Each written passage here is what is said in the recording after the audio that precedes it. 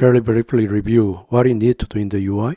It must be able to trigger events, so Qubit or Bloc should provide the ability for the app to make events occur. For that to happen, the app must have the ability to find the qubit or block needed. If you find the qubit or block, you should be able to generate an event.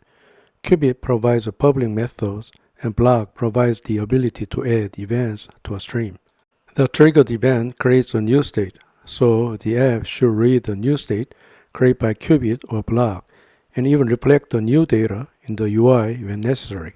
For that, the app must have the ability to find the qubit or block it needs.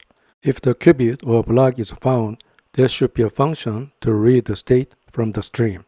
After reading the state, it should be able to decide what action to take.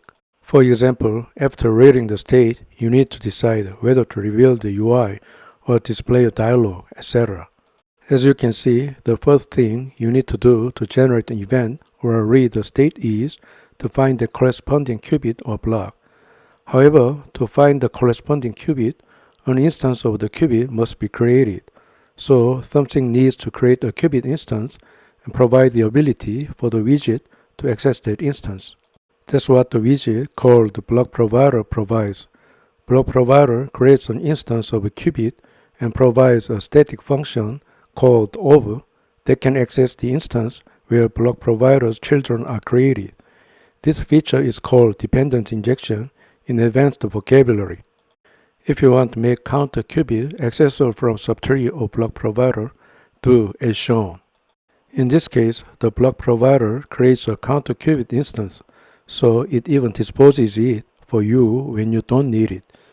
Block provider creates counter qubit lazily. This means that the counter qubit is created the first time it is used. If you want the counter qubit to be created immediately, you can set the option to lazy false. The block provider also has a value constructor, a named constructor that provides access to an already created qubit or block, which I'll explain later. And where should the block provider be created? I said earlier that it allows access to the subtree, so you can make a counter qubit instance as a parent widget of the widget that needs it. And for widgets that require counter qubit, you can access the counter qubit instance using of static method. We have now created a path between the widget and the qubit and looked at how to access the qubit. Now let's try applying it. Wrap the material app with the block provider widget and create the counter qubit instance in create callback. Block provider's subtree now has access to instance of counter qubit. Let's apply it to the My Homepage widget. Display the state.counter value of the counter qubit instance accessed through the of static method of block provider.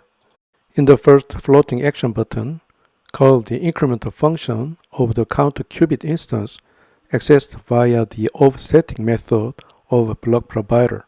In the second floating action button, call the decrement function of the counter qubit instance accessed via the of static method of block provider. I ran the emulator for the test. I pressed the plus and minus buttons, but nothing changed. Let's go to the counter qubit and edit the incremental function. Declare a new state variable in the function, assign the result value of state.copyWidth to new state, print the new state, and then emit. Let's run it again. When the plus button is pressed, the incremented number is printed on the debug console. I checked that the value is increased through this, but the increased value was not reflected in the UI. It is as if we incremented the counter variable in the state of a widget, but did not call setState.